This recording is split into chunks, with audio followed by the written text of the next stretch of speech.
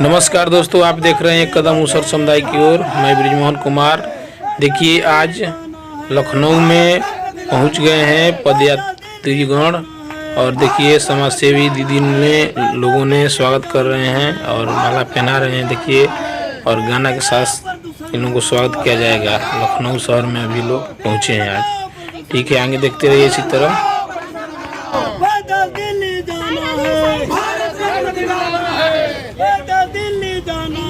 भारत रत्न दिलाना है, दिल्ली जाना है, भारत रत्न दिलाना है। समाधि अमर रहे, अमर रहे, अमर रहे।